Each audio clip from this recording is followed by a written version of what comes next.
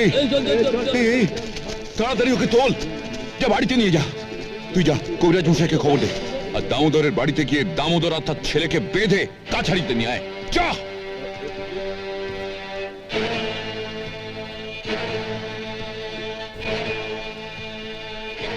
কি গো, কবিরাজ মশাই তো এখন এলেন না?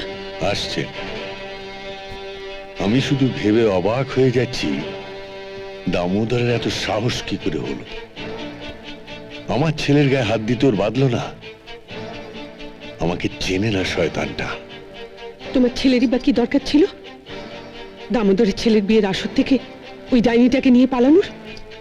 তুমি জানো এর মধ্যে ঠাকুরপুর হাত ছিল। লক্ষ্মীকে নিয়ে পালালেও কাঞ্চনের সাহস হতো না ওকে নিয়ে এ বাড়িতে ঢোকার। কাঞ্চন খুব ভালো করেই জানে আমি লক্ষ্মীকে স্বীকার করব না। তাহলে দামোদরের বিচার করার আগে ঠাকুরপুর বিচার তুমি করো। ঠাকুরপুর ছোট বউয়ের আশকারা না পেলে আমার ছেলের এই দশা হতো না। দাদা, কবিরাজ মশাই এসছে। নমস্কার।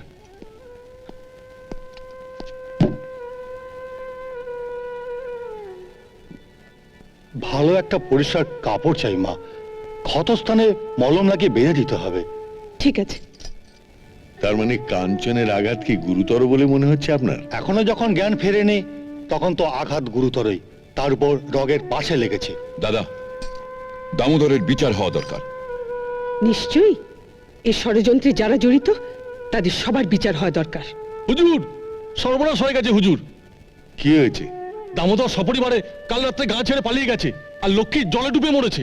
লক্ষ্মী মরেছে, আপদ গেছে, কিন্তু দামোদর পালিয়ে গেল। আপনার কি কোনো ক্ষতি হলো বৌঠান? হবে না? দুবার 50 ভরি সোনা আর অতগুলো টাকা নিয়ে গেল। শেষবারে 1 লক্ষ টাকা নিয়ে গেল গো।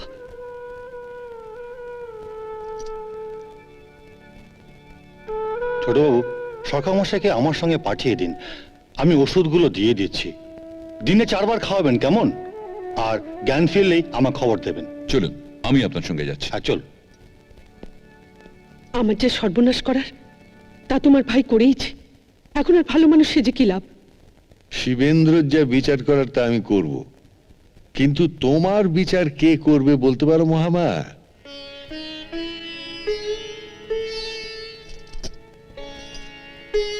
আমি আবার কি করেছি?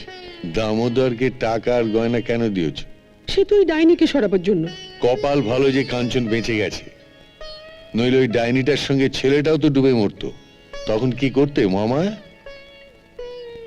দিদির তো বিয়েই হলো না, তাহলে নকুল দিদিকে নিয়ে গেল কেন? তোর দিদি নকুলের সঙ্গে যায়নি বাবা। তাহলে দিদি কোথায় গেছে মা? শিব ঠাকুর লক্ষ্মীকে তার কাছে নিয়ে গেছেন বাবা। বারে, শিব ঠাকুর কি জানে না দিদির জন্য আমার কত মন কেমন করে? তোদের ঠাকুর বড় নির্দয় বাবা, বড় নির্দয়।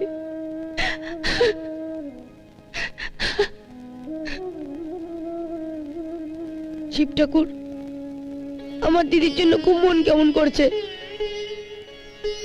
আমার দিদিকে তুমি ফিরিয়ে দাও ঠাকুর, আমার দিদিকে তুমি ফিরিয়ে দাও। সর্বনাশ হয়েছে পিসি, সর্বনাশ হয়েছে। কি হয়েছে? লক্ষ্মীর পাপে সারা গ্রাম রসাতলে যাবে। লক্ষ্মী নাকি ডাইনি, পিশাচ সিদ্ধা। আমি কোথায়?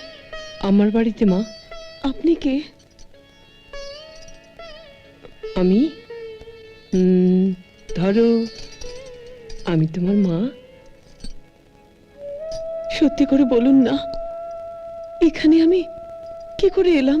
মা, ও খোকা, এসে গেছিস? আয় আয়। এখন তুই বল, মেয়েটি আমার বাড়িতে কি করে এলো? নদীর ধারে পড়েছিলে তুমি, বোধহয় সাঁতার কাটতে কাটতে কাহিল হয়ে আমাদের ঘাটের কাছে এসে অজ্ঞান হয়ে যাও। তারপর আমাদের লোকজনেরা তোমাকে দেখতে পেয়ে এখানে নিয়ে এসেছে।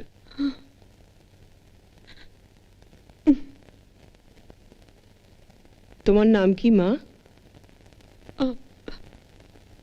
আমার নাম অভাগী।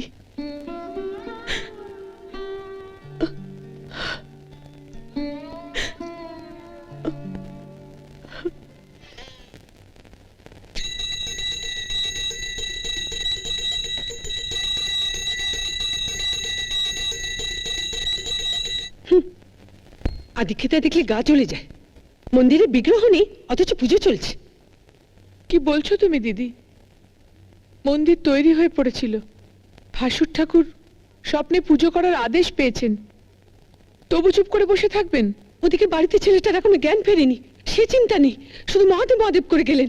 কি করেছেন মহাদেব? দিদি, দেবতাকে এত বড় দোষারোপ করো না। তাকে তুষ্ট করলে তুমি ভালো করবে। হয়তো কাঞ্চনের আরো বড় বিপদ হতে পারত, তার থেকে অল্পের ওপর দিয়ে ভাড়া কেটে গেছে। কাঞ্চন সুস্থ হলেই নয় এসব করতে পারতো। এখন থেকে লোক হাসিয়ে লাভ কি? অপরাধ নিও না দিদি, লোক যা হাসাবার তুমিই হাসিয়েছ, ভাসুর ঠাকুর নন। কি বললে তুমি? বড় মা দাদাবাবুর জ্ঞান ফিরেছে, ছটফট করছে।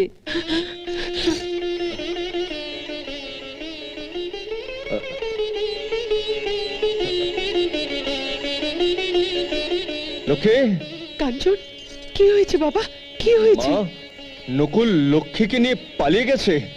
আমাকে এক্ষুনি ওর কাছে যেতে হবে, ওকে বাঁচাতে হবে। মা, লক্ষ্মী কোথাও যায়নি কাঞ্চন, এখানেই আছে। তুমি একটু সুস্থ হয়ে নাও, তারপর লক্ষ্মীকে ডেকে আনবো। কাকিমা আমি সম্পূর্ণ সুস্থ, আমার কিচ্ছু হয়নি, কিন্তু কিন্তু তোমরা ঘরটাকে ভেবে অন্ধকার করে রেখেছো কেন? আলো জ্বেলে দাও।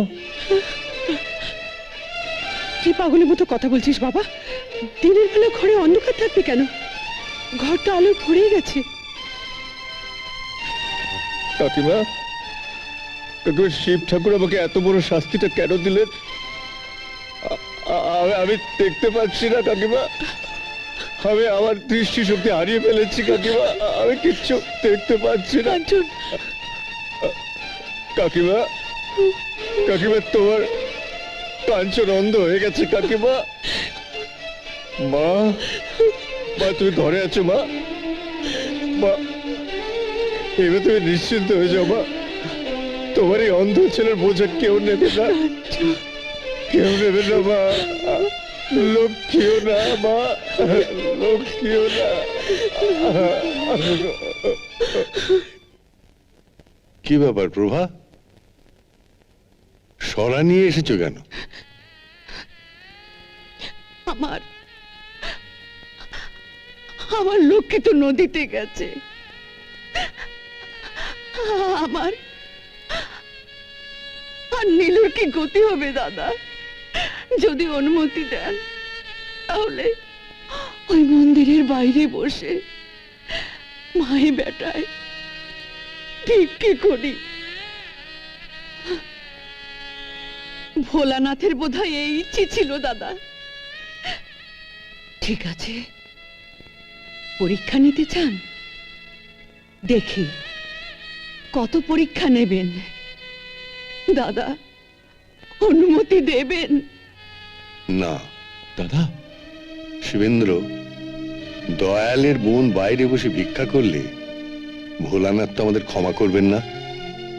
তাহলে তাহলে আমাদের আমাদের চলবে কি করে দাদা? আমি একা হলে ভাবতাম না, ছেলেটার কথা ভেবেই। শিবেন্দ্র, মন্দির রক্ষণাবেক্ষণের জন্য তো আমাদের লোক দরকার হবে। হ্যাঁ দাদা। তাহলে আজ থেকে সেই ভাগটা প্রভাকেই দিয়ে দাও। হ্যাঁ, মায়ে বেটায় মহাদেবের মন্দির কথা। দেখাশোনা করুক। ঠিক আছে। কথা, দাদাবাবুর জ্ঞান ফিরেছে। ভোলানাথ কাঞ্চনকে সুস্থ করে তুলুন।